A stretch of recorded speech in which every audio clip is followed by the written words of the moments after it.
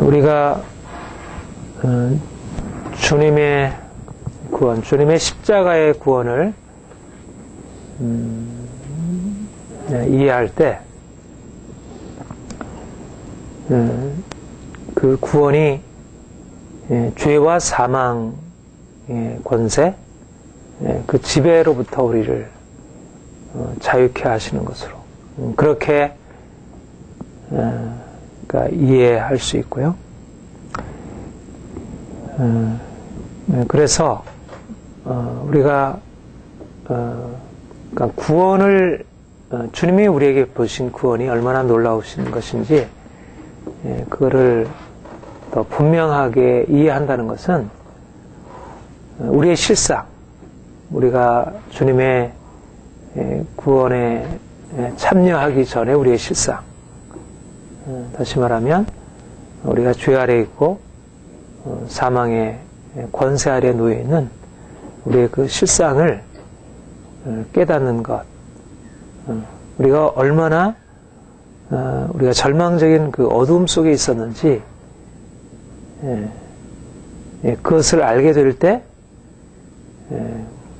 사실 구원의 의미가 좀 더 명확해질 수 있습니다. 그런데 사실상 우리가 죄와 사망이라는 우리를 지배하고 있는 우리 이전의 어둠에 속했을 때 우리를 지배하고 있는 그 세력에 대한 것을 알게 되면서 구원을 이해하게 되는 게 아니고 거꾸로 우리가 구원에 들어가서 구원을 경험하고 나니까 구원받기 이전에 죄와 사망의 권세가 비로소 드러나게 되는 것입니다. 이것을 잘 이해하는 게 필요해요.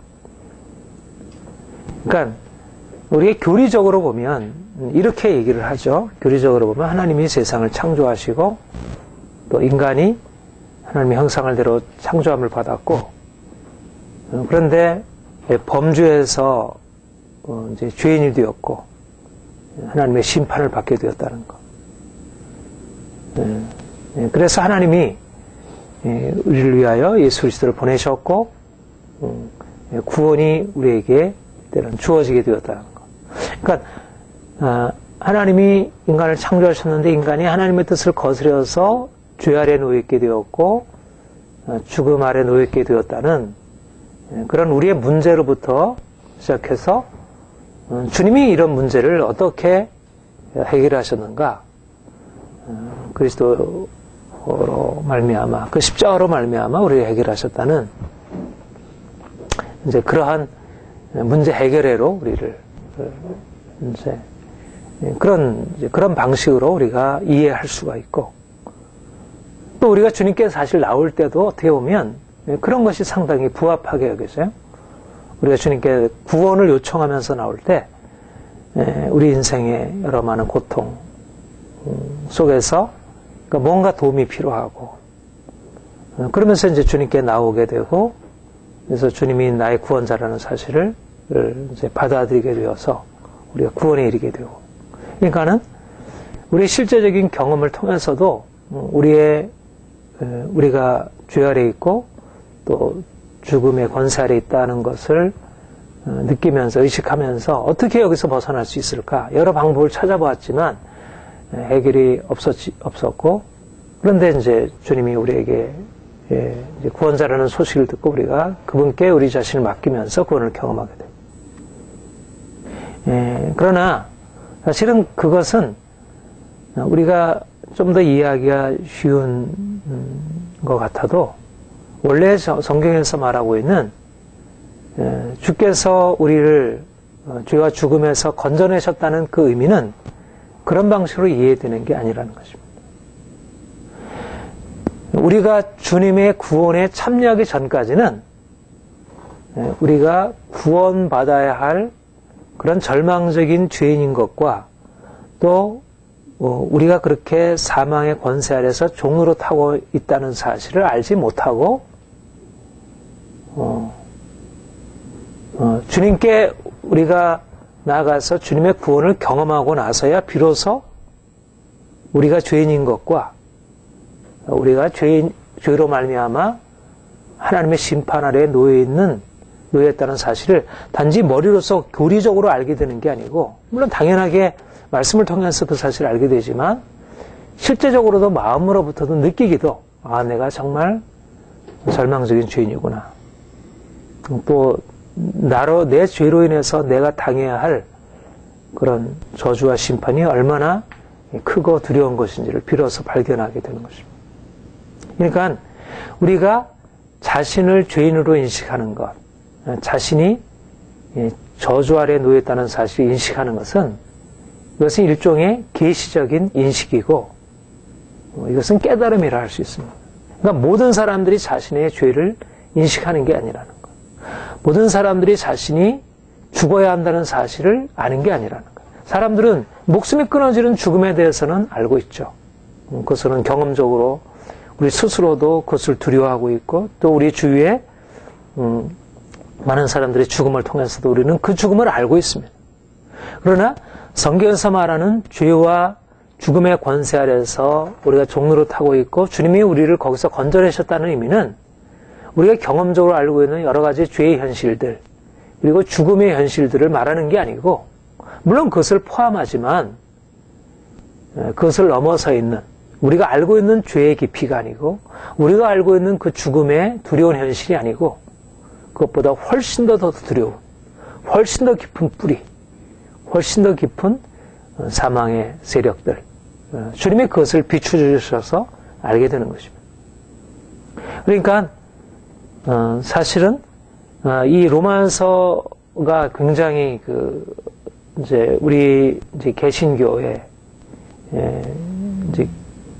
어떤 신학적인 어떤 뼈대를 제공해주고 있는데, 예수 그리스도께서 우리를 죄와 사망의 권세에서 건져내시는 구원을 행하셨고, 우리가 믿음으로 말미암아 그 구원에 참여하게 된다는 것, 이것이 이제 로마서의 뼈대를 둔 교리인데, 근데 바울이 그 죄와 사망의 권세에서 우리를 건져내신다는 그 가르침을 말하고 할 때, 이것은 경험적으로 말하고 있는 게 아니라는 것입니다.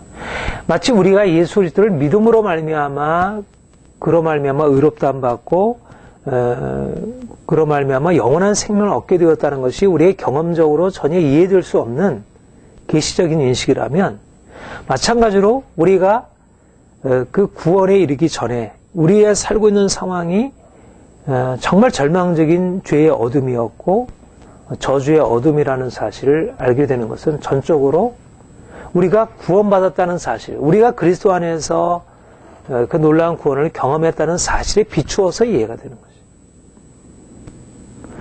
것이죠. 가장 여기서 그러니까 성경에서 죄와 죽음에 대해서 말할 때 경험적인 사실과 상당히 유사하잖아요. 많이 그렇게 부합해요. 부합한데, 그러나 경험적인 사실을 뛰어넘어서 말하고 있다는 거예요. 그것이 전형적으로 어떤 데서 나타나냐면 죄의 종이라는 것입니다. 죄의 종. 계속 얘기하지만 사람들이 현실적으로 얼마나 죄가 우리의 삶에 이렇게 만연하고 있는 것을 보게 되잖아요. 뭐 옛날 고대 사회, 뭐 중세, 우리 이전에 우리의 조상들의 모습을 얼마나 죄의 세력이 강하게 역사하고 있었어요. 근데 이제 민주화되었고 과학기술 사회가 되고, 그런데 오늘날은 과거의 죄와 같은 것은 또 없잖아요. 그렇게 억압하고 그렇게 사람을 죽이고 근데 그런 건 없잖아요. 근데 과거에 없었던 또 다른 방식의 죄들이 만연하고 그래요. 그러니까 얼마나 현실이 죄가 만연하고, 또 죽음이라고 하는 것이, 과거의 죽음 많이 사라졌어요. 질병도 많이 고쳐졌고. 그런데 오늘날은 또 실제적으로 그런 죽음의 세력들이 우리의 삶의 전체를 장악하고, 그렇지만 사람들이 그러한 죄를 늘 보게 되고 늘 저주를 늘 삶에서 경험한다 할지라도 사람들의 의식 속에 자신이 죄의 종이라는 생각을 하지는 않는다는 거예요. 자신이 죄 아래에 있고 그 죄에서 벗어날 수 없는 절망적인 죄의 종이라는 사실을 추호도 생각하지 않는다는 거예요. 그리고 사람들 안에 그런 많은 죽음의 모습들, 고통스러운 삶의 현실들을 바라보고, 그래서 이제 그것이 인간에게 너무나 힘든 상황을 제공하지만 오늘날 과학기술이 발달하면서 사람들 안에 어떤 낙관이 들었느냐면 죽음이라고 하는 것도 인간의 과학기술로서 어느 정도 제거하고 이게 극복할 수 있는 것이구나. 죽음도 운명은 운명이지만 그것도 인간이 어느 정도 그것을 벗어날 수 있는 것이구나 하는 그런 낙관론이 이렇게 퍼져 있다는 거죠.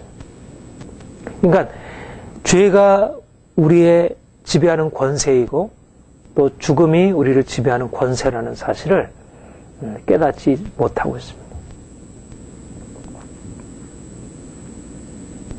그러니까 예수 그리스도께서 우리를 죄와 죽음에서 우리를 건져내시기 위해서 십자가에 죽으셨고 그의 죽음을 통하여 우리가 그 영원한 생명을 얻게 되었고 우리 안에 놀라운 구원이 주어졌다는 사실을 사람들이 이야기할 때 그것을 받아들이기가 쉽지가 않은 것이죠. 이게 경험적인 사실과 그 성경에서 얘기하는 것은 정말 여기밖에 없구나. 우리가 죄의 종이고 우리가 영원한 죽음의 심판 앞에 놓였다면 정말 다른 인간은 정말 절망적이구나. 예수 그리스도께서 우리를 위해서 오셨다는 사실이야말로 이거는 너무나 놀라운 소식이구나. 이렇게 받아들일 수 있겠지만 그러나 사람들 안에 그런 인식은 없는 거예요. 그렇게 인간에 대해서 절망적인 그런 생각은 없는 거예요. 근데 주님께 들어가서 주님의 빛 가운데 비춰지고 나서 그동안에 우리의 겉모양은 멀쩡하게 보였는데 실상 우리의 속이 도무지 상하지 아니하는 것이었고 온갖 찢기고 더럽히고 완전히 죽음으로 있다는 사실이 비로소 주님의 빛 가운데서 비로소 우리에게 비춰지는 것이고 알려지는 것입니다.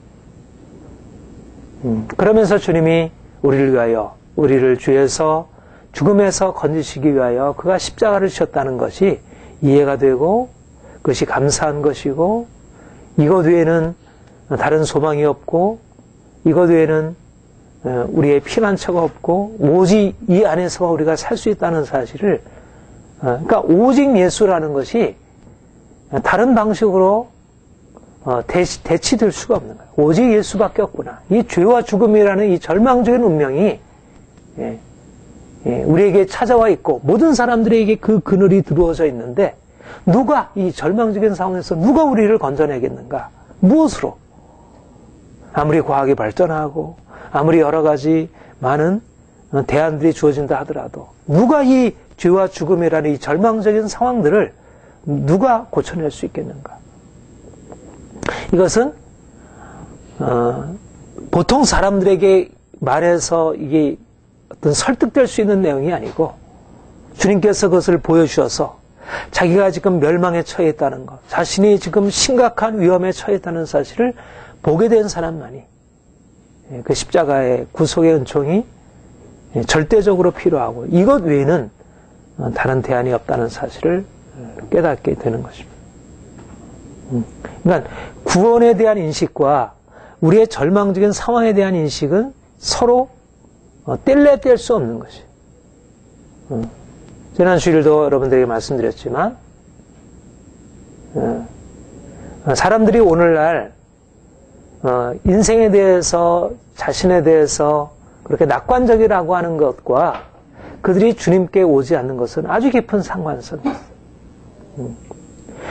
다시 바꿔서 말하자면 그리스도인은 누구냐? 그리스도인은 하나님의 은혜에 너무너무 감격해하고 그 은혜 안에서 정말 진정한 평안과 기쁨과 자유를 누리는 사람들이지만 그 주님 안에서 누리는 것이 유일한 기쁨이고 자유함일 수 있는 것은 주님 바깥에 나가 있을 때의 삶이 얼마나 절망적인 상황을 알 때 그럴 때 그 의미가 온전하게 이해가 되는 거예요. 주님이 우리의 생명이라는 얘기는 주님 바깥의 죽음이구나 정말. 주님이 우리에게 복이라는 것은 주님 바깥의 저주이구나. 이스라엘 백성들이 애굽에 있을 때 그들이 애굽의 그런 많은 재앙들 속에서 고센 땅은 보호받고 그랬던. 그러니까 그 하나님의 은총 안에 있던 이스라엘 백성들의 상황과 그 은총 밖에 있었던 애굽 백성들의 상황이 완전한 빛과 어둠으로 대조되듯이 우리 그리스도인들에게서는 그 빛이, 그 생명이, 그 의가, 그 자유함이 주어져 있는 상황에서 야, 여기는 이렇게 죽음이구나. 그러니까 우리가 주님의 생명을 경험했다는 것은 바로 그런 인식이 우리에게 일어나는 것입니다. 우리가 이제는 어둠에서 빛으로 왔구나. 내 과거가 어둠이었구나. 그리고 많은 사람들이, 주님을 알지 못하는 사람들은 저 절망적인 어둠 가운데 있구나. 죄 가운데 있고, 저주 아래 있고, 이렇게 될 때, 우리가 주님 은혜 안에서 산다는 것이, 이건 변경할 수 없고, 이건 다시 돌이킬 수 없고, 다시 돌아갈래야 돌아갈 수가 없는 내용인 것이. 실제적으로 이 상황을 우리가 경험하고서, 사실 지금 우리 과학기술 경험하고, 100년 전으로 돌아갈 수 없잖아요. 우리가 이런 좋은 문화적인 문명의 혜택을 경험하면서 100년 전으로 돌아갈래야 할 수가 없잖아요. 그 어둠으로 다시 돌아갈 수는 없는 거예요. 하물며 우리의 이 땅에 육체에 일어난 변화에 있어서 이런 진보에서도 이러하다면 예수께서 우리를 그 죄와 사망의 권세에서 우리를 자유케 하셨다는 이 놀라운 사실이 우리에게 주어지고 우리가 그것을 경험한 이후에 이것이 이전에는 알지 못했는데 내가 그 이전에 살 때는 그것을 알지 못했다가 이제 주님께 돌이킨 이후에 야, 내가 이 생명 가운데 들어가 있구나. 그런데 어떻게 이 안으로 들어갈 수 있겠어요? 그러니까 믿음으로 우리가 산다고 하면서 다시 이전으로 돌이킨다는 것은 불가능한 일인 거죠. 어떻게 보면 우리 경험적으로 그렇게 되는 것 같아도 그것은 정말 주님의 생명이 무엇인지를 알지 못해서 지금 내가 얻은 이 생명의 가치와 지금 많은 사람들이 지금 따라가고 있는 그 헛된 삶의 길이 얼마나 근본적으로 다르가. 이것이 그냥 좀 더 좋고 덜 좋고의 정도가 아니라 이것은 정말 어둠이고 이것은 빛의 대조라는 사실을 우리가 알게 되면 어떻게 그리로 나아갈 수 있겠습니까? 말하자면 복음이 말하고 있는 것은 예수 그리스도께서 오심으로 말미암아 근본적인 우리의 개인적인 삶의 변화가 일어나고 한 사회의 한 역사의 한 시대가 새로운 시대가 열리고 새날이 열려지고 그리스도가 오신 이후에 그리스도 안에 들어가서 그 은총을 누리고 사는 삶과 그 그리스도와 상관없이 살아가는 삶은 이것은 완전한 대조로 이전 것은 지나갔으니 보라 새 것이 되었도다. 이전 것과 새 것, 이 죽음과 빛, 죽음과 생명, 이 어둠과 빛의 이 근본적인 대조를 결코 우리가 무시할 수 없다는 것입니다. 주님이 우리에게 이제 이런 놀라운 은혜, 구원의 은혜,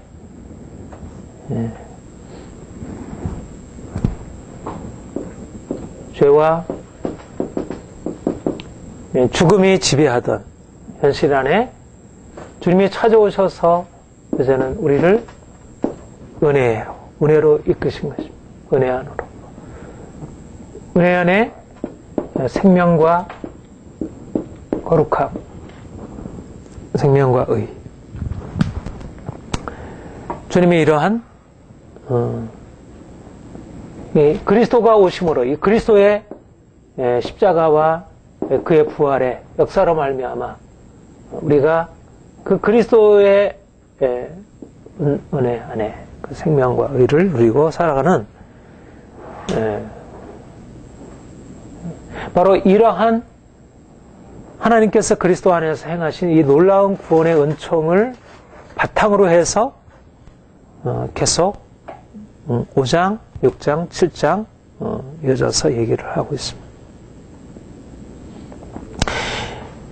우리가 이 7장은 지난번에 말씀드린 대로 율법에 관한 말씀인데 근데 우리가 이 7장을 이해하려면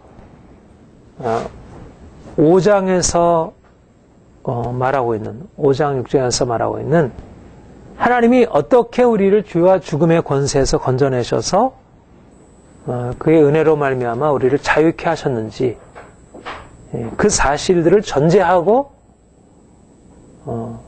그 눈을 가지고 보는 것입니다. 그 눈을 가지고. 그러니까 율법이라고 하는 사실들을 만약 5장, 6장의 전제 아래서 이것을 보지 않으면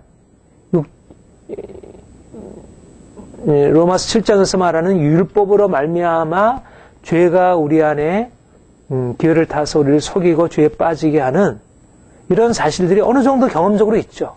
그런 것이 없지는 않지만 그러나 이렇게 설명을 할 수가 없는 거죠. 그러니까 율법이 이렇게 부정적인 의미로 이해가 되기에는 율법이 가지고 있는 긍정적인 의미와 가치가 너무 큰 것이에요. 그러니까 율법을 이렇게 부정적으로 묘사할 수 있었다는 얘기 안에는 무엇이 전제가 되고 있냐면 하나님이 예수 그리스도 안에서 우리를 죄와 죽음의 권세에서 건져내셨다. 그리스도의 십자가가 우리를 죄와 죽음의 권세에서 자유케 하셨다. 그리스도의 십자가 외에는 우리를 죄와 죽음에서 건져낼 무엇도 존재하지 않는다. 그리스도의 십자가가 구원이다. 죄와 죽음으로부터 무엇이 우리를 건져낼 수 있겠는가? 예수 그리스도의 십자가이다. 그렇다면 율법은 도대체 무슨 역할을 하느냐?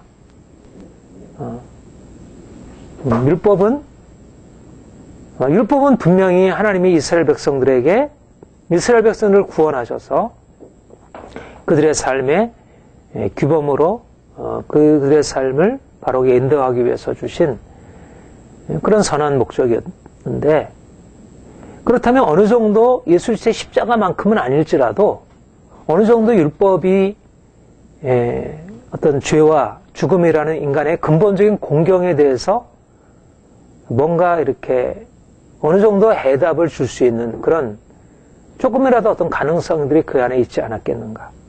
그렇게 질문할 수 있고, 또 이제 그리스도를 믿음으로 말미암아 구원받은 자들에게 율법이라고 하는 것이 긍정적으로 무엇인가 우리를 세워줄 수 있지 않겠는가. 그렇게 그리스도 오시기 전에 또는 그리스도 오신 이후에 율법의 어떤 가치와 효용을 우리가 물을 수 있다는 것입니다.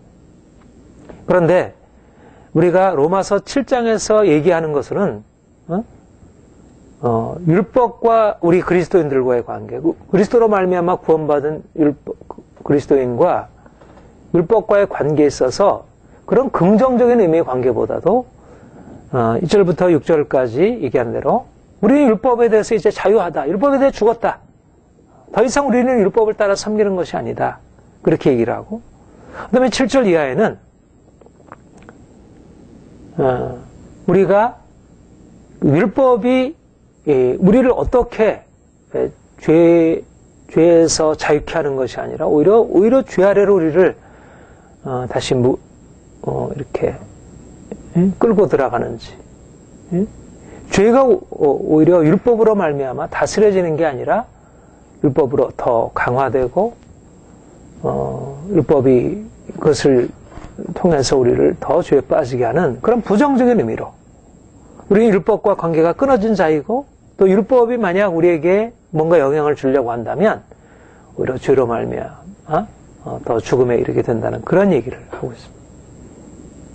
이것은 바로 예수 그리스도께서 오심으로 말미암아 그가 오셔서 우리에게 행하신 새 일들에 비추어서 아까 말한 대로 죄와 죽음이라고 하는 것을 그냥 경험적인 것으로 보는 게 아니고 예수 그리스도께서 십자가와 그 부활을 통해서 드러내신 그 빛 가운데서 죄와 죽음의 깊이를 보는 것이고요.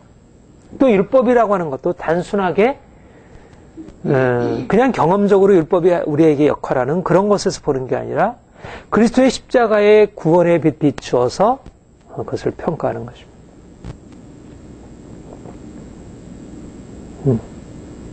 그러니까 우리가 이것이 참 중요해요. 그러니까 우리는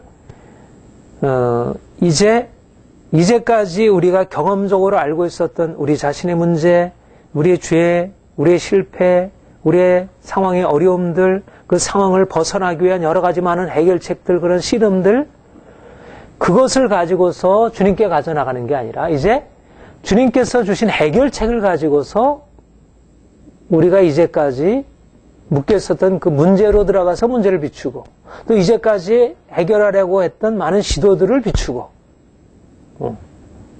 이것이 우리가 삶을 살아가는 방식. 이게 굉장히 중요한 부분. 그렇게 해야지 문제가 보이기 시작하고 문제 해결에 대한 것을 바로 평가할 수가 있어요. 근데 많은 사람들이 자신의 경험적인 사실, 자신의 실패, 자신의 긍정적인 측면들 이런 것을 가지고 그걸 가지고 주님의 십자가를 붙들고 나가니까 항상 그 주님의 십자가의 의미가 잘못 해석이 되고 문제가 되는 것입니다.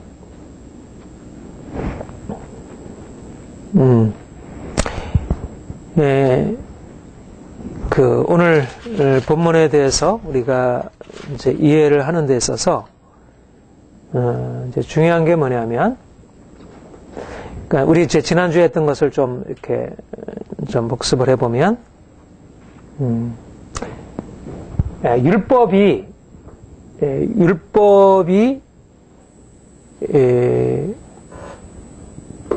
그러니까 성경에서 사도 바울이 율법을 얘기할 때 율법을 어떻게 얘기를 하냐면, 자, 5장을 보세요. 5장 12절부터 14절을 같이 한번 보겠습니다. 시작. 이러므로 한 사람으로 말미암아 죄가 세상에 들어오고 죄로 말미암아 사망이 왔나니 이와 같이 모든 사람이 죄를 지었으므로 사망이 모든 사람에게 일어납니다. 죄가 율법이지라도 세상에 있었으나 율법이 없을 때는 죄를 주로 여기지 아니하니 그러나 아담으로부터 모세까지 아담의 범죄와 같은 죄를 짓지 않은 자들 외에도 사망의 왕노릇하였나니. 아멘. 하십시오. 여기 보면 아담 한 사람으로 말미암아 죄가 세상에 들어오고 사망이 오게 되었고요. 사람들이 죄를 지었으므로 사망이 모든 사람에 이르렀다 그랬어요. 그렇죠? 죄와 죽음, 죄와 사망이 아담으로부터 말미암아 이 땅에 들어왔어요. 근데 그 다음에 13절, 14절에 무슨 얘기를 해요? 율법을 얘기를 하고 있어요. 율법. 율법을 있기 전에도 세상에 죄가 있었어요. 그런데 율법이 있기 전에는 어때였어요? 죄를 죄로 여기지 아니했다고 했습니다. 그리고 14절에는 그러나 아담으로부터 모세까지 아담의 범죄와 같은 죄를 짓지 않은 자들에게도 무엇이? 사망이 왕노릇하였나니. 여기에서 그 전제하고 있는 건 뭐냐면 아담으로 말미암아 죄가 들어오고 죽음도 같이 들어왔어요. 그런데 모세를 통해서 율법이 이 세상에 들어오게 되었어요.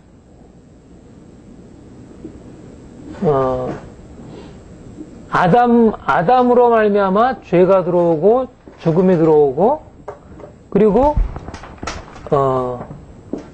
그 이후에 쭉 역사가 흘러갔어요. 근데 모세가 와서 모세를 통해서 하나님이 율법을 말씀하시기 전에 이미 죄도 진행이 되어 있고 죄와 함께 죽음의 세력도 지배하고 있어요. 근데 모세가 와서 율법을 말하기 전의 상태와 이것이 좀 다르다는 것이. 어떻게 달라요? 모세가 오기 전에 와서 율법을 말하기 전에는 아직 죄가 있었지만 죄를 죄로 여기지 않았다 그랬어요. 그렇죠? 그러니까 죄에 대한 하나님의 심판으로서의 죽음이 있었어요. 그러나 아직은 그러니까 노아 홍수 같은 것도 그렇잖아요. 노아 홍수 같은 거 그렇고 여러 소돔과 고모라 사건 같은 것은 죄에 대한 하나님의 심판이 나타났습니다. 역사 안에.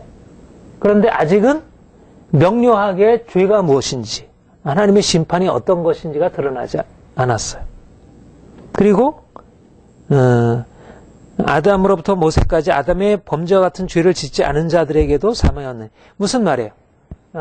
14절의 말씀을 보면 아담의 상태에도 죄가 있었고 죄로 말미암아 죽음이 있었지만 이때는 아직은 죄와 죽음이라고 하는 것이 뭔가 율법을 통해서 분명하게 규정되지 않았고, 그리고 율법을 그렇게 명시적으로 알고서 범한 자들이 아닌 자들이라 할지라도 그들이 어떤 심판을, 사망의 아래 놓여 있게 되었어요. 그러나 이제는 율법이 선포되고 나서 이제는 무슨 말이에요? 죄를 사람들이 알게 되었어요. 아, 이게 죄구나. 살인하지 말라. 라는 하나님의 율법을 어기는 범죄로서 이게 되고, 그리고 여기서 이제 사망은 어떤 것이에요? 이제는 그냥 알지 못하고 지은 죄에 대한 하나님의 심판이 아니라 율법에 따라서, 마땅히 범한 율법에 따라서는 심판이 된 것입니다. 이것이 바로 그러니까 율법이 오기 전에, 아담 이후에 모세까지 율법이 오기 전에 사람들이 죄와 사망 아래 있었던 모습이고, 그 다음에 모세로 말미암아 율법이 주어진 이후에 죄와 사망 아래 있는 모습인 것이에요. 자, 보세요. 또 6장 보세요. 5장을 보면 20절 보시면 율법이 가입한 것은 범죄를 더하게 하려 함이라. 그러나 죄가 더한 곳에 은혜가 넘쳤나니. 분명한 것은 뭐냐면 율법이 가입해서 사람들을 죄로 저기로 여기지 않았는데 이제는 율법이 가입해서 죄를 죄로 여기게 되었어요. 죄를 죄로 깨닫게 되었어요. 그러나 죄를 죄로 깨닫게 되었을 뿐 사람들이 거기서 죄에서 벗어나는 게 아니라 죄가 오히려 더욱더 넘치게 되었다. 이렇게 얘기를 하고 있어요. 로마서 3장을 한번 보세요. 로마서 3장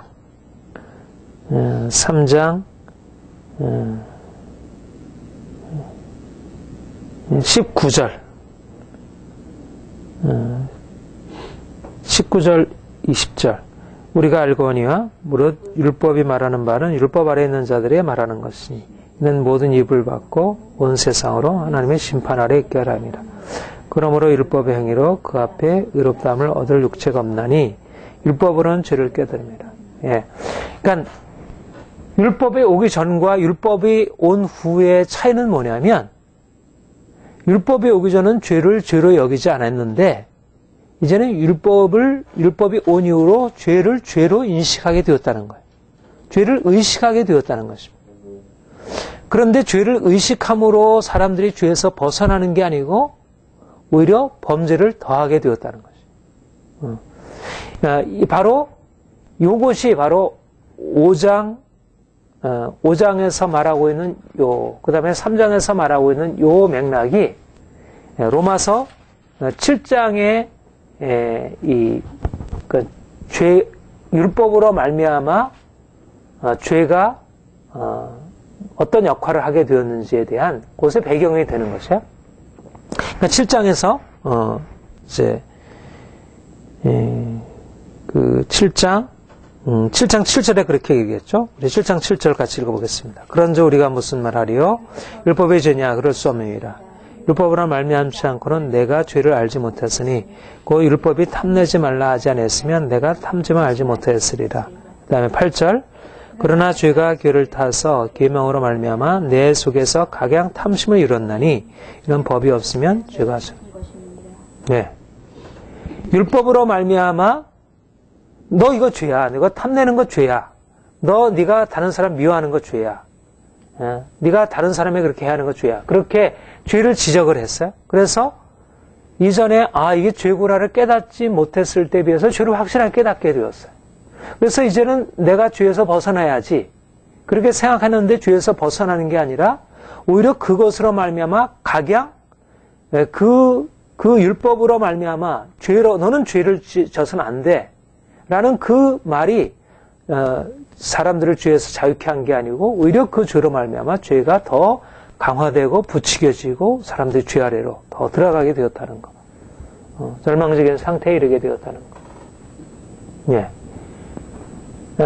아담의 범죄로 죄가 들어왔고 율법이 주어짐으로 말미암아 죄를 의식하게 되었을 뿐 의식해서 그 죄에서 벗어나게 하려면 할수록 더욱더 죄에 더 깊이 빠지게 되었다는 것. 이게 바로 13절에 이는 계명으로 말미암아 죄로 심히 죄되게 하려 함이라. 계명으로 말미암아 죄가 더욱더 죄로 고착화되는 것입니다. 율법의 역할은 뭐냐? 율법이 의도하는 바는 사람들을 죄에서 건져내서 선한 삶으로, 거룩한 삶으로, 의로운 삶으로 돌이키고 그렇게 변화시키려고 하는 것 같은데, 율법을 통해서 너는 잘못했어, 너는 여기서 벗어나야 돼, 그렇게 말함으로써 사람들이 벗어나는 게 아니고 더욱더 죄를 더 완전히 강화시키고 거기에 묶어두는 역할을 한다는 것. 이것이 율법이 해왔던 역할이에요. 그러니까 절망적인 것입니다. 지난주에 말씀드린 대로. 그러니까 오늘날 많은 사람들이 생각하는 것이 죄를 무엇인가 억제하고 통제하고 그것을 바꾸기 위해서 율법을 가르치고 사람들에게 그것을 요구하고 훈계하면 그것이 변화되리라 생각하지만, 그러나 그것이 정말 불가능하다는 것, 그것을 주님께서 말씀하시고 있고, 이게 영적인 하나님의 빛인 것입니다. 그래서 우리는 더 이상 이제 죄를 해결하기 위해서 율법에 의지하지 않는 것입니다. 죄는 율법으로 다스려질 수 없고, 율법은 아담의 죄를 약화시키는, 아담 이후의 죄를 약화시키는 것이 아니라 죄의 권세를 더욱더 강화시켜서 확실하게 우리의 의식 속에, 삶 속에서 뿌리내리고 오히려 교묘하게 만들고, 교묘하게 의식하니까 이제 드러내놓고 하지 못하잖아요. 그러니까 숨기고 그러면서 더 깊이 뿌리를 내리고 위장되어 있으니까 자기가 그 죄를 위해서 더 많은 것을 허용해주고, 이 죄의 강력한 세력이 율법을 배경으로 해서 뿌리내리고 있다는 것입니다. 이것이 오늘날의 우리의 개인적인 삶, 가정의 삶, 또 이 사회, 이 모든 역사의 문제를 바라보는 아주 중요한 통찰입니다.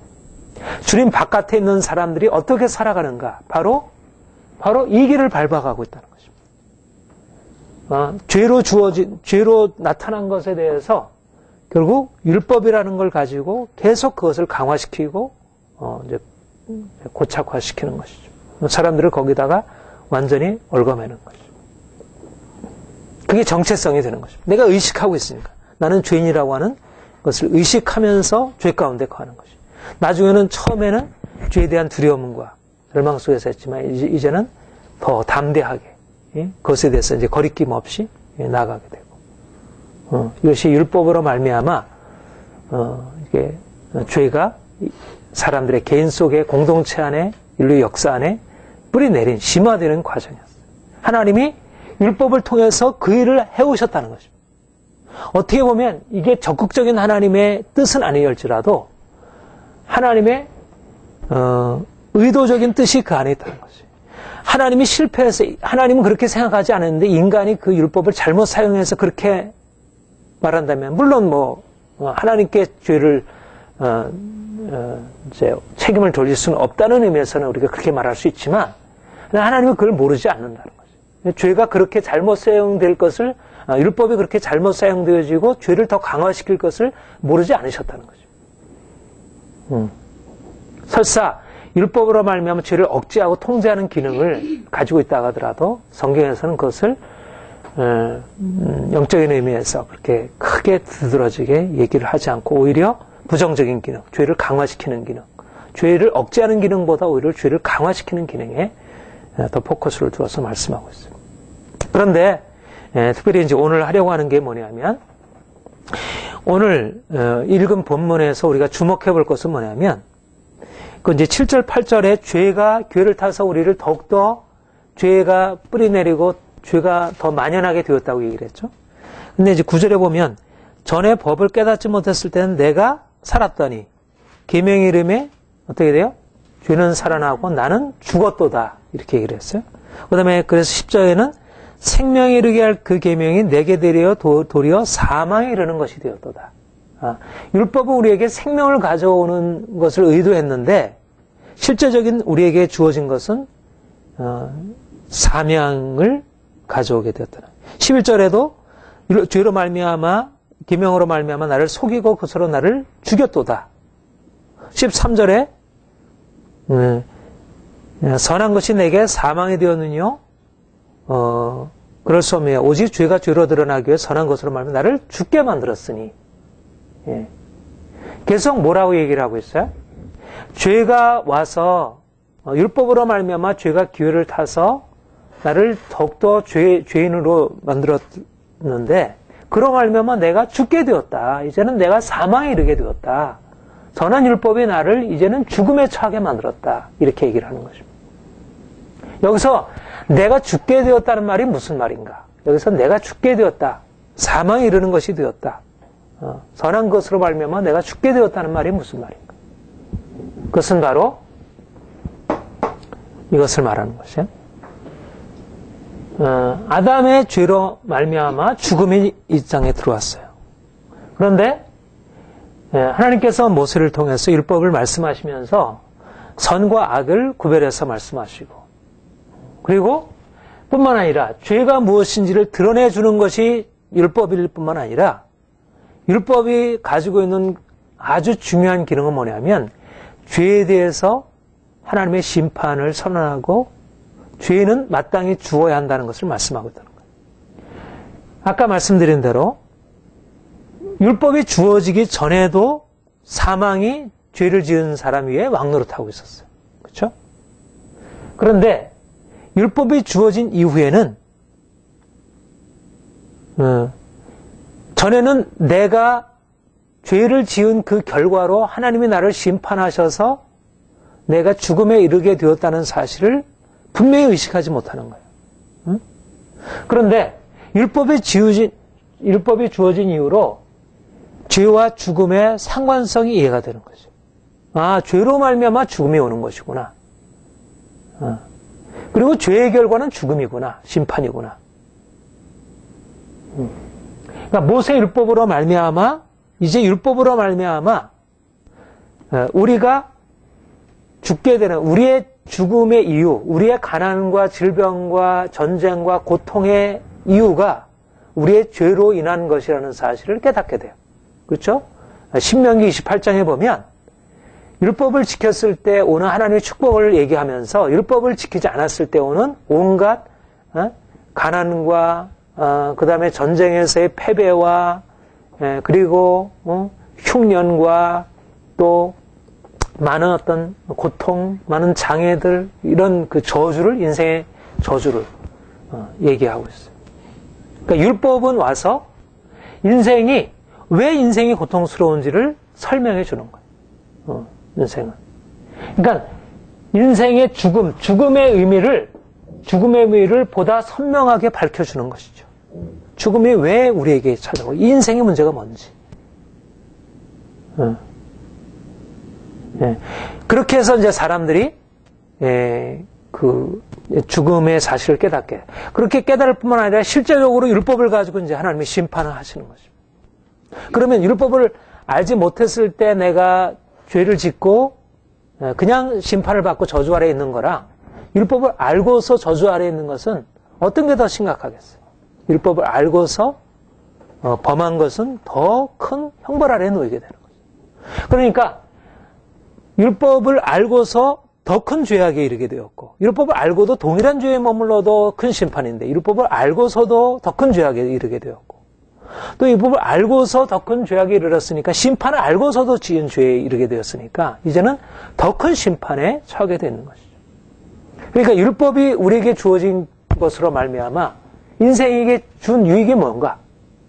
인생의 죄로 말미암아 인생에 고통당하는 상황에서 율법은 와서 사람들을 이제는 죄에서 벗어나게 해서 이제는 더 이상 그 죄로 말미암는 그 저주와 고통에서 벗어나게 하는 것이 그 율법의 본래적인 의도인 것 같은데 그래서 우리가 율법을 받아가지고 내가 탐내지 말아야지. 내가 다른 사람을 그렇게 해야지 말아야지. 거짓말하지 말아야지. 그렇게 우리가 알고 율법을 받아서 그것을 내 것으로 소화하려고 하지만 그렇게 할 수 없고 오히려 율법의 심판과 저주 아래 놓이게 되는 것입니다.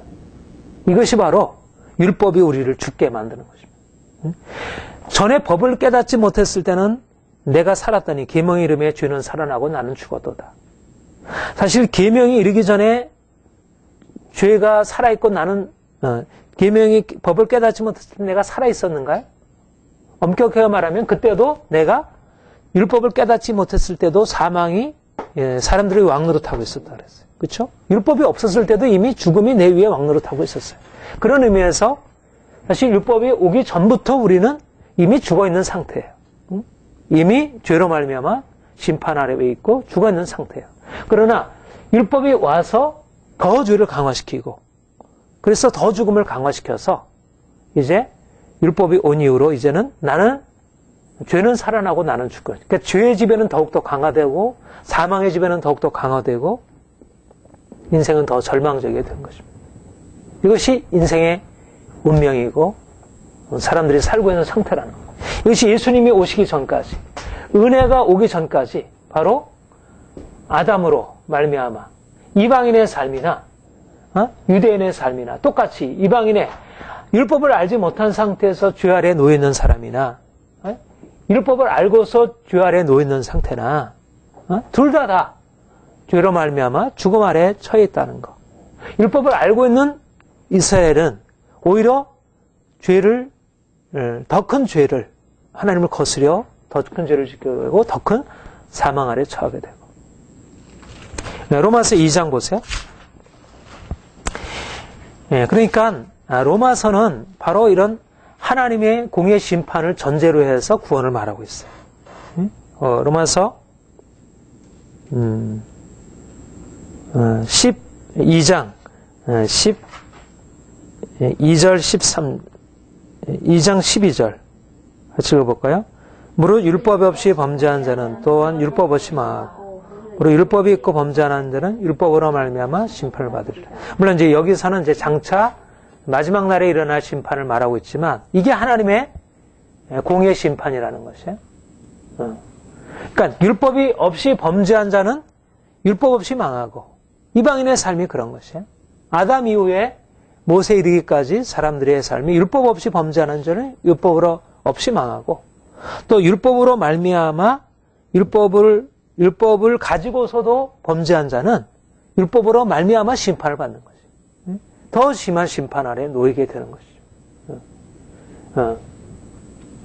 결국 이것이 사람들이 율법이 예수 그리스도가 오기 전에 죄와 사망 아래 놓여 있고 율법이 와서 더욱더 율법의 지배 아래 놓이면서 이제는 죄와 사망의 지배, 율법 아래 놓여 있다는 것은 죄와 사망의 지배 아래 놓여 있는 것을 더 강화시킨 것입니다. 율법 아래 놓여 있다는 것은 죄 아래 놓여 있다는 것이기도 하고 더 사망 아래 더 놓이기도 하는 것이기도 하고.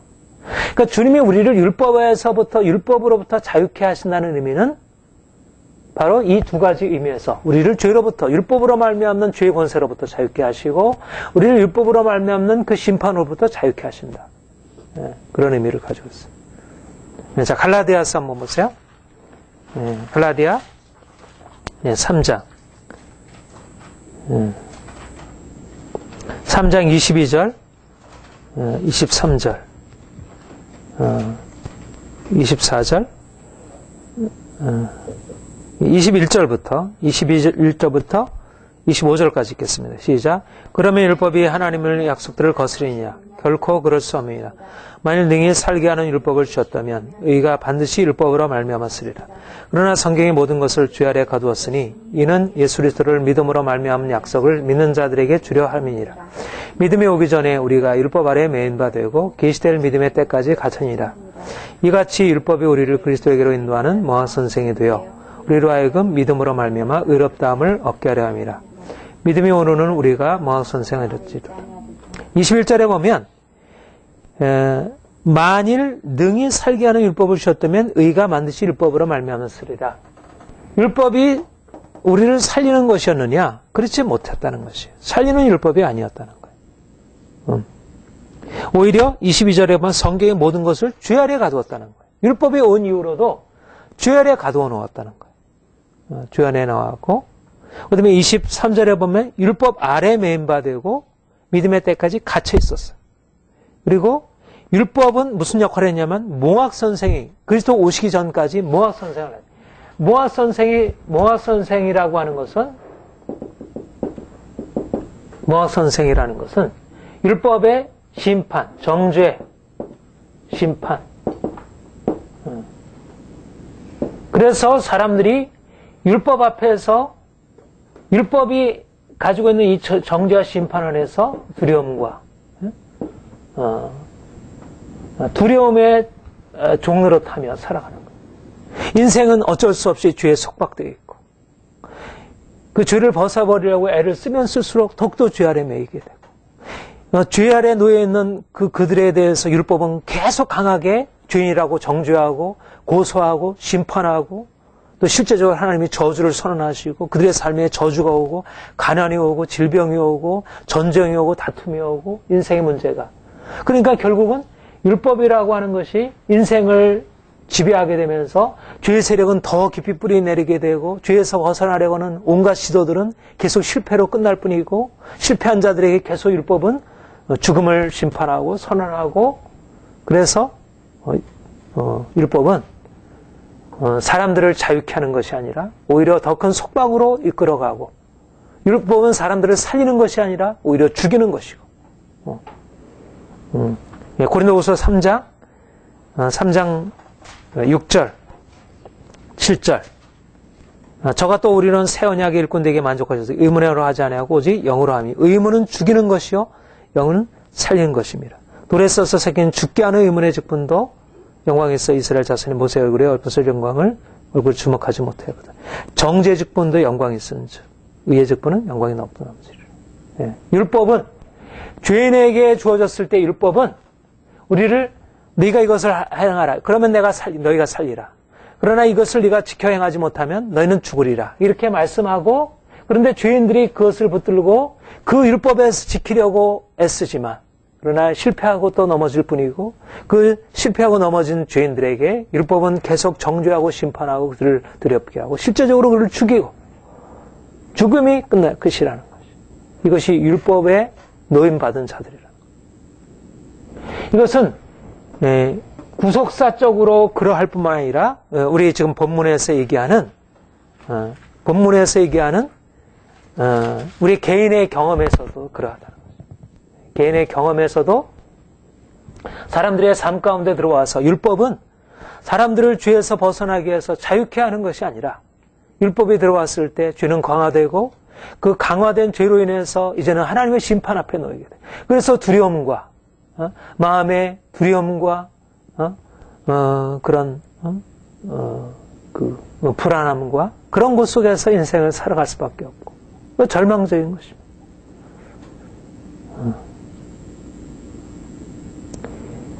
예수 그리스도 오셔서 그분이 우리 율법으로 자유하게 하시기 전까지는 하나님의 선한 율법이 죄인에게 주어졌을 때 그것이 우리를 살리는 것이 아니라 죽이는 것으로 작용하게 되었다는 것.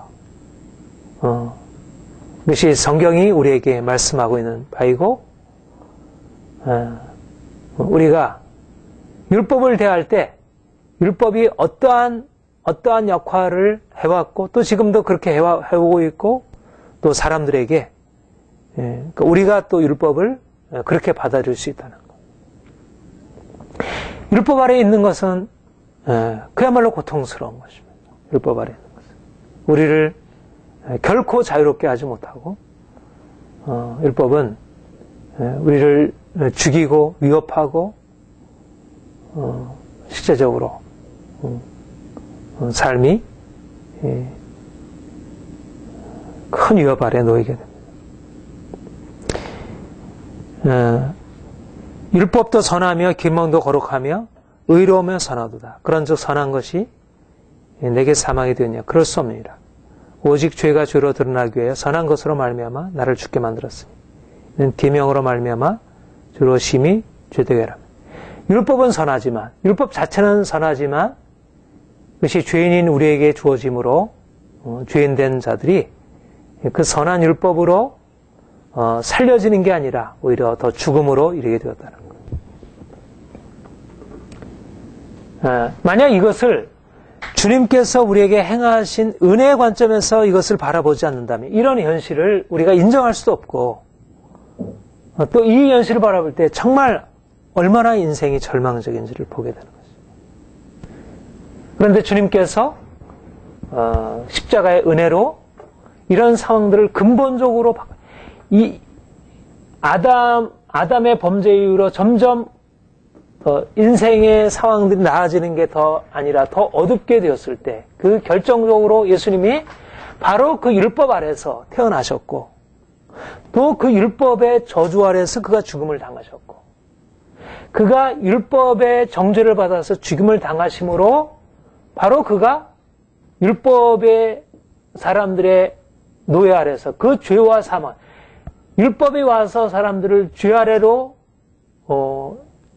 몰고 가고 그 죄로 말미암아 사람들을 죽게 만들었을 때 바로 그리스도의 십자가가 와서 그리스도의 십자가가 그 율법으로 말미암아 죄가 심화되고 사망이 심화된 그들을 그 죄에서 자유케 하고 그 죽음에서 자유케 하고 그들을 이제는 더 이상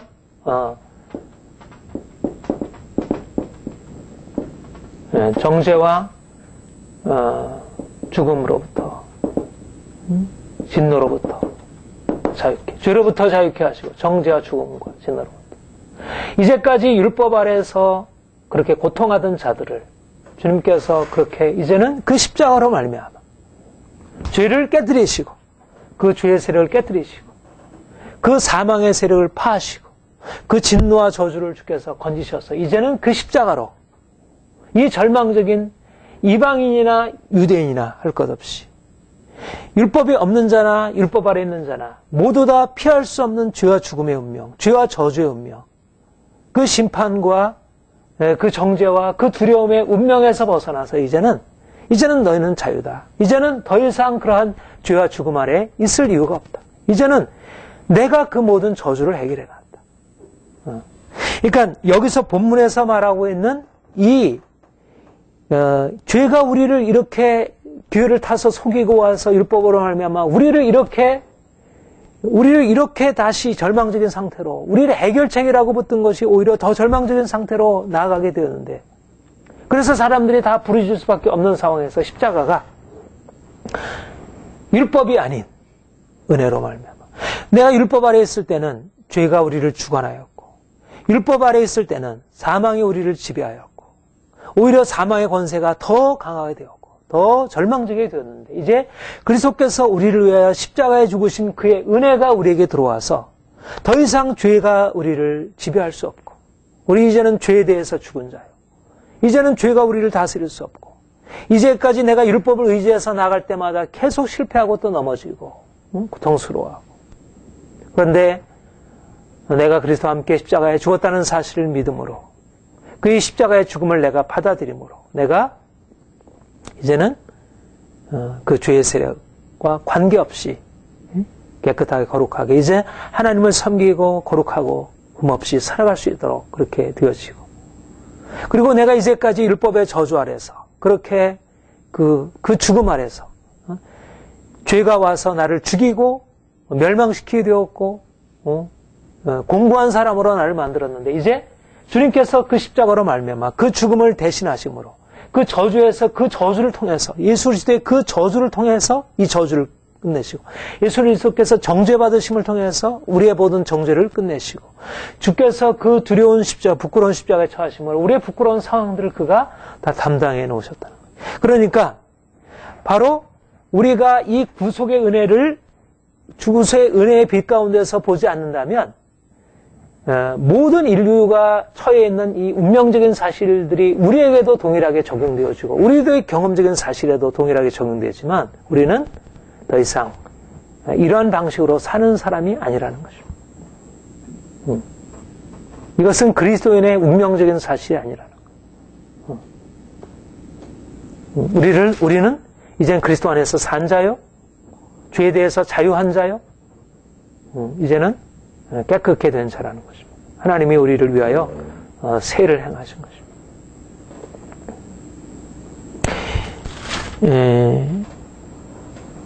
거기 7장 23절에 보면 내 지체 속에서 한 다른 법인 나의 범함의 억가사와 내 지체 속에 있는 죄의 법 아래로 나를 사로잡아 오는 것을 보는도다. 이 죄의 법이 뭐예요? 죄의 법이라는 것이 바로 이런 기능을 하는 율법을 말하는 것이에요. 죄의 법. 내가 율법을 지키려고 하지만 율법이 오히려 나를 죄 아래로 끌어가는 율법인 거예요. 죄 아래로, 죄의 법 아래로 나를 사로잡아 가는 거죠. 그리고 8장 2절에 보면 이는 그리스도 예수 안에 있는 자는 생명의 성령의 법이 죄와 사망의 법에서 나를 해방하였으므로. 죄와 사망의 법인 것이 나를 죄 아래로 이끌고 나를 죽음에 이끌고 나를 저주 아래 놓이게 하고 정죄 아래 놓이게 하고 고통하게 살게 하고 율법이 나를 자유케 하는 게 아니라 오히려 나를 죄 아래 빠지게 하고 나를 두려움에 빠지게 하고 정죄 아래 놓이게 하고 이것이 이제까지 율법의 기능이었다면 이제 예수께서 오셔서 죄와 사망의 법 아래서 율법 아래서 고통받고 있는 우리를 이제는 죄와 사망의 법에서 건져내셔서 이제는 죄로부터 자유하고 그리고 정죄로부터 저주로부터 자유한 새로운 인생으로 살아가도록 주께서 그렇게 만들어 놓으셨다. 그리스도께서 너무너무 놀라운 일을 행하신 거죠. 이방인이든지 유대인인지 모든 사람들을 위해 드리워져 있는 그러한 죄와 사망의 권세, 율법으로 말미암아 더 강화되어진 사람들이 더 교육을 받으면 받을수록 더 지식을 가지면 가질수록 더 양심적이면 양심적일수록 더 사람들이 크게 묶여있는 죄와 사망의 세력들, 그것들이 어떤 무엇으로도 이것을 깨뜨릴 수 없고 자유케 할 수 없는데 그리스도께서 오셔서 우리를 그와 함께 십자가에 못 박으시고 그와 함께 다시 살리심으로 말미암아 이제는 더 이상 죄 아래, 정죄 아래 놓이지 않도록 주께서 그렇게 우리를 바꾸어 놓으신 것입니다. 그러니까 놀라운 자유가 우리에게 임한 거예요. 우리는 이러한 어떻게 보면 많은 사람들이 걸어가고 있는 그 길, 지금도 많은 사람들의 보편적인 삶의 모습들, 각 개인의 모습, 가정의 모습, 학교의 모습, 이 땅의 삶의 모습들을 이제는 넘어서서 전혀 새로운 삶으로 주님이 우리를 이끌어 가십니다. 우리는 그리스도 안에서 자유한 자로 하나님이 주시는 그 자유를 누리고 살아가는 자입니다. 우리는 그리스도 안에서 율법을 바라보는 거예요. 그리스도 안에서. 이미 그러니까 더 이상 우리가 율법의 의미를 두고 마치 율법이 무엇인가 우리의 삶에 도움을 줄 수 있는 것처럼 그렇게 생각하고 율법을 붙들 게 아니라 현실적으로 보면 율법이 무언가 우리에게 도움을 주는 것 같지만 믿지 않는 사람들의 삶에는 그거밖에 없어요. 율법 외에는 아무리 율법이 우리를 고통스럽게 죄 아래로 끌고 가고 사망 아래로 우리를 끌고 간다 하더라도 율법 외에는 없는 거예요. 그 외에는 다른 대안이 없어요. 그런데 우리는 율법이 대안이 될 수 없다는 거, 율법은 오히려 더욱더 절망적이게 만든다는 거. 율법이 해주는 역할이란 고작 해야 우리가 죄인이라는 사실을 깨닫게 하고 우리가 저주 아래 놓여 있는 원인을 발견하게 하고 그리고 얼마나 절망적인지를 보여준다는 면에서 율법은 우리에게 긍정적인 기능을 하죠. 율법이 우리에게 분명히 긍정적인 기능, 율법은 필요 없는 것이 아니에요. 율법은 선한 것이고 율법은 우리에게 하나님의 뜻이 무엇인가를 말씀하고 있어요. 율법은 하나님의 정의의 심판을 분명히 선언하고 있어요. 사람들이 죄 가운데 있을 때 결코 그냥 버려두지 않을 것을 분명히 말씀하고 있어요. 만약 우리가 율법을 알지 못했다고 하면 우리가 그리스도에게도 나아갈 수도 없어요. 하나님이 어떤 분이신지, 하나님의 선하심과 그의 거룩하심과 그의 공의로우심을 율법이 아니라면 우리가 알 수 없어요. 율법은 분명히 하나님을 알려주는 거예요. 하나님을 알게 하고 하나님을 벗어난 인간의 모습을 알게 하고 그래서 하나님이 우리에게 구원자로서 필요하다는 사실을 우리에게 말씀하고 있어요. 그러나 율법이 죄를 우리에게 깨닫게 해주고 우리의 절망적인 실상을 보여주지만 그러나 이미 우리는 어떤 그런 그 중립적인 상태에서 그런 율법의 말씀을 듣는 게 아니고 이미 우리는 죄에 사로잡혀 있는 상태에서 율법의 말씀을 들어요. 그러니까 율법이 우리의 죄의 모습을 가르쳐 준다 하더라도 우리가 내가 잘못했구나 이렇게 하나님께로 돌아가려고 하지 않습니다. 오히려 율법은 하나님의 말씀을 듣고서 오히려 그 하나님을 미워하게 하고 하나님을 떠나게 하고 우리를 왜 이렇게 죄에 빠지게 하고 우리를 왜 이렇게 심판하고 두렵게 하고 하나님을 오히려 대적하고 이런 식으로 죄가 하나님의 뜻을 알면서도 거스려 행하게 만들어요. 그렇다 하더라도 율법은 분명히 사람들이 인정하든 인정하지 않든 하나님의 거룩하심과 그분의 공의와 그분의 심판을 분명히 선언해요. 그러함으로써 사람들이 결국 십자가의 은혜 안으로 나아가기 위한 어떤 간접적인 역할을 하는 것입니다. 하나님이 누구신지를 보여주고 그리스도께서 행하실 구원을 간접적으로 비추고 있어요. 그러나 율법 그 자체가 우리를 그리스도께로 인도하진 않아요. 사실 그리스도께 인도하는 몽학선생이라는 말은 사실 정확한 번역이 될 수는 없습니다. 그리스도께 인도하는 몽학선생은 아닙니다. 그래서 오시기까지 몽학선생의 역할을 하는 것입니다. 인도한다는 말은 없어요. 인도한다는 말은 그리스도 오시기까지 몽학선생. 근데 몽학선생으로서 간접적으로 절망적이게 함으로써 절망적인 것과 대조해서 소망을 인간에게 자기가 가지고 있는 이제까지의 자랑과 의와 자기에 대한 어떤 다른 가능성들을 깨뜨림으로써 율법은 간접적으로 주님의 오심의 길을 준비하고 있어요. 사람들이 스스로 자기를 자랑하고 의롭고 그렇게 생각하는데 그것을 철저하게 깨뜨리니까. 그러니까 율법이라는 것은 그런 의미에서 분명히 우리가 그리스도를 만나는 데 있어서 어떤 역할을 하고 있으면 사실입니다. 그러나 율법은 결코 스스로 우리를 그리스도에게 인도하는 것도 아니고 더군다나 우리의 삶의 죄의 문제, 심판의 문제, 저주의 문제를 해결할 수 있는 게 아니라는 것입니다. 우리가 그리스도를 오신 후에 우리는 여기서부터 씨름하는 게 아닙니다. 죄와 사망의 문제를 해결하려고 우리 스스로 우리 육신을 가지고 이것을 씨름하는 것도 아니고 또 율법이라는 것을 가지고 우리 이런 문제를 인생의 문제를 해내고 씨름하는 것이 아니고 우리는 이제는 이적 것은 지나갔으니 보라 새 것이 되었다. 우리가 전에는 옛 언약에 있을 때 우리가 의문의 묵은 것으로 섬겨왔지만 이제는 의문의 옛 것이 아니라 영의 새로운 것으로 이전 것은 옛 것은 지나가고 새 것이 도래한 것입니다. 의문의 묵은 것, 율법에 묵은 것이 아니라 복음의 새 것으로 성령 안에서 이제는 예수 그리스도 안에서 새로운 것으로 섬기는 이제는 주님께서 우리에게 행하신 그의 자유와 그의 의로움과 그의 거룩함과 그의 능력과 그가 행하신 일을 가지고 우리가 섬기는 것이지 이전의 것을 가지고 우리가 무엇인가 여기서 뭔가를 기대할 게 아니라 우리는 이제 자유함에 거하는 것입니다. 우리는 날마다 주님이 우리에게 하신 일을 바라보고 그가 우리에게 하실 일을 기대하고 날마다 그분으로부터 시작해야지 내가 이제까지 실패한 것을 가지고 무엇인가 새롭게 시도하려고 하는 어떠한 시도들도 그러니까 우리는 세상 사람들이 삶을 살아가면서 문제를 바라보고 문제 해결책을 찾아가는 길과는 너무 다른 길을 가는 거예요. 사람들은 죄의 문제, 죽음의 문제를 율법으로 해결하려고 그러면서 율법은 더욱더 강화되고 더 죄와 사망의 세력은 더 강화되고 계속 악순환해. 더욱더 고통스러워지고 사람의 문제가 많아지고 그러나 주님은 우리에게 오셔서 이제 그리스도의 십자가의 죽음으로부터 내가 죽고 주님이 내 안에 사심으로 이제 내가 그 안에서 자유케 되고 전혀 새로운 일, 전혀 새로운 삶, 죽음에 이르는 삶이 아니라 죄가 살아나고 내가 죽는 삶이 아니라 죄가 죽고 내가 사는 삶.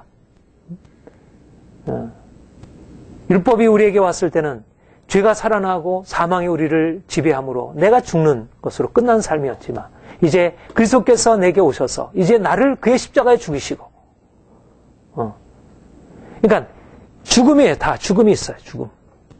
그러니까 이것도 죽음. 이것은 결국 죽음으로 끝나는 삶이고 여기서는 죽음으로부터 시작해서 삶으로 나가는 거죠. 지난번에 얘기했듯이 율법은 우리에게 와서 계속 우리에게 삶을 말하고 있지만 결국은 우리가 그 삶을 우리의 것으로 삼을 수 없어서 우리는 결국 죽음으로 끝나는 율법은 결국 죽음으로 끝나는 것을 우리에게 말하고 있어요. 결론은 죽음의 지혜예요. 끝이 죽음입니다. 율법이 말하는 최고의 지혜는 죽음이에요. 인생은 죽음이다. 죽음을 받아들여라. 그러니까 불교와 같은 것이 그러니까 최고의 지혜인 거예요. 죽음을 받아들여라. 죽음을 피하지 말고 죽음을 받아들여. 그러면 굉장히 많은 것이 열려요. 삶이 열려요. 그러니까 이 율법의 지혜도 상당한 지혜예요.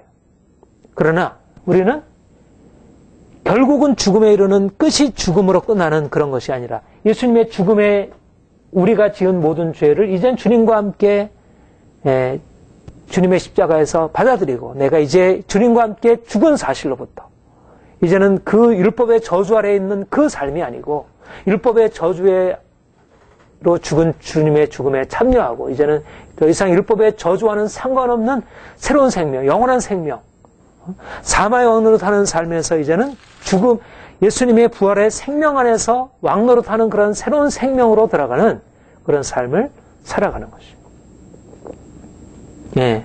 로마서 5장 17절 그렇게 말씀했습니다. 같이 읽겠습니다. 한 사람의 범죄를 인하여 사망이 그 한 사람으로 말미암아 왕노릇하였은즉 더 의의 선물을 넘치게 받은 자들이 한 사람 예수 그리스도로 말미암아 생명 안에서 왕노릇하라. 한 사람 안에 범죄로 말미암아 사망이 왕노릇하였지만 이제 의와 의의 선물을 받은 자들이 예수 그리스도로 말미암아 생명 안에서 왕노릇하는 것이죠. 21절에 이는 죄가 사망 안에서 왕노릇한 것 같이 은혜도 또한 의로 말미암아 왕노릇하여 우리 주 예수로 말미암아 영생에 이르게 하려 합니다.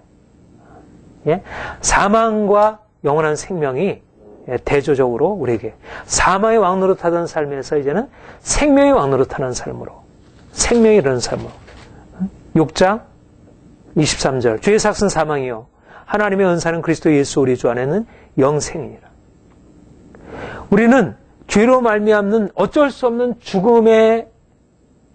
죽음에로 이르는 그런 삶이 아니고 우리는 이제는 예수 그리스도께서 우리를 위하여 죽으신 죽음에 근거하여 그 죽음에 함께 죽음으로부터 시작해서 이제는 그리스도의 그 부활의 생명이 우리에게 역사하는 삶으로 우리는 죽음으로부터 시작해서 삶으로 나아가 그리스도 바깥에서도 삶과 죽음이 있고 사느냐 죽느냐의 문제가 있고 그리스도 안에서도 사느냐 죽느냐의 문제가 있어요.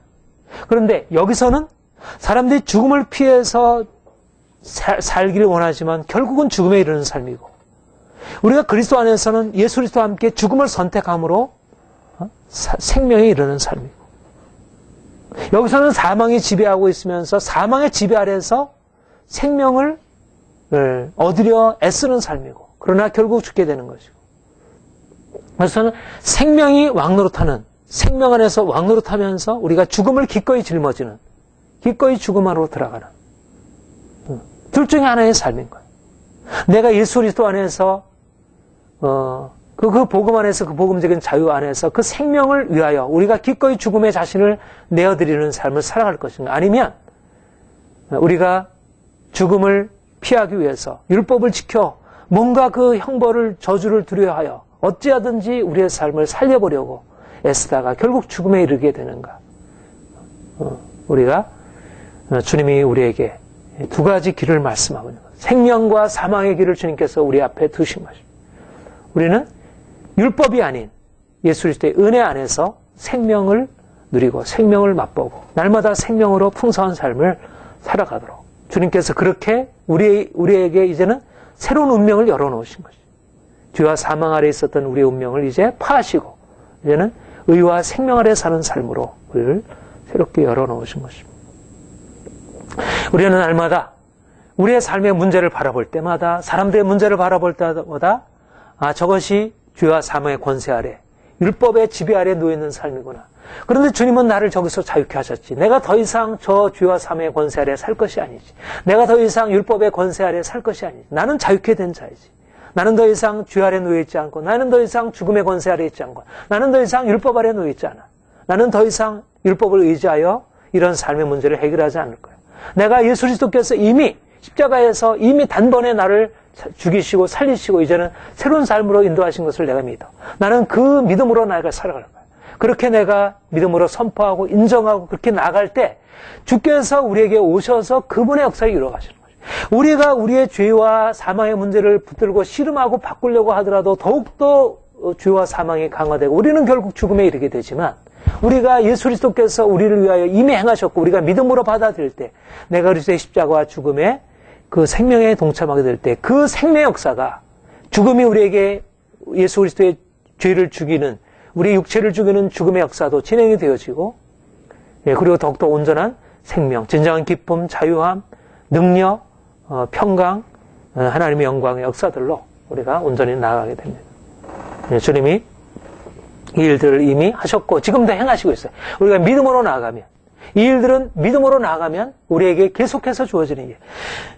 이것이 죄로 말미암아 사람들이 율법 아래에서 계속 더 깊은 죄 아래 들어가고 더 저주 아래 들어가는 것도 현실적인 사실이라면 우리가 예수 그리스도의 생명 안에서 우리가 더욱더 예수 그리스도를 믿음으로 나가게 될 때 우리가 더욱더 죄의 권세에서 자유케 되고 우리가 사망의 권세에서 자유케 되고 이게 온전한 자유로 누리는 것도 이것도 지극히 현실적인 것입니다. 죄와 사망의 법에서 우리를 자유케 하신 주님 그 역사가 우리에게 계속적으로 나타나게 되는 것이죠. 우리는 바로 이 놀라운 복음의 사실들을 경험하고 이 복음의 사실을 가지고 사람들을 자유케 하고 이 죄의 속임수 그리고 율법의 그 강력한 지배로부터 사람들을 건져내는 일에 우리가 쓰임 받도록 주께서 우리를 부르신 것입니다.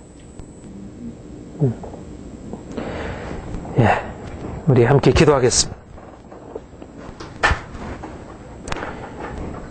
주님, 우리가 죄 아래에 있었고 또 사망의 권세 아래에서 고통과 절망 가운데 살아왔고 또 여기서 벗어나기 위해서 율법으로 우리의 삶을 바꿔보려고 애쓰고 노력해왔지만 그러나 더욱더 우리 안의 죄는 강화되고 더욱더 우리의 삶은 저주 아래에 놓이게 된 것을 우리가 인정할 수밖에 없습니다. 하나님, 우리가 이제까지 그렇게 살아왔고 또 지금도 그러한 삶의 모습이 있습니다. 그러나 주님께서 우리에게 오셔서 세를 행하시고 우리를 이제 그리스도 안에서 참된 자유로 우리를 바꾸어 놓으심을 감사드리고 찬양합니다.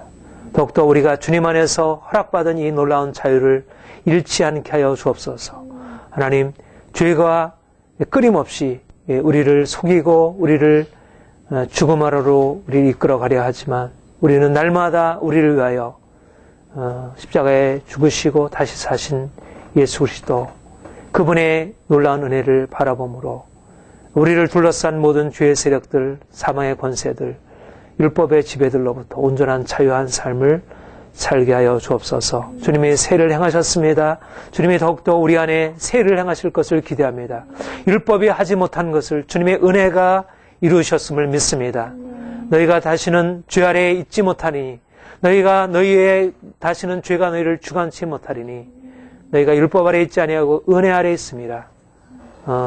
율법으로 말미암아 죄가 우리의 삶 가운데 더욱더 넘치게 되었지만 은혜로 말미암아 우리가 죄로부터 자유케 되어지고 생명 안에서 우리가 이제는 왕노릇하며 살 수 있게 되었습니다. 주님, 더욱더 날마다 우리가 우리에게 행하신 주님을 찬양하고 우리의 삶 가운데 살아계신 주님, 우리를 더욱더 놀라운 생명으로 인도하시는 주님을 드러내게 하여 주옵소서. 많은 이들에게 이 놀라운 생명의 주님, 우리를 자유케 하시는 주님을 전파하고 그래서 많은 사람들을 자유케 하는 일에 사용되기를 원합니다. 주님 역사하옵소서. 감사드립니다. 예수님의 이름으로 기도합니다.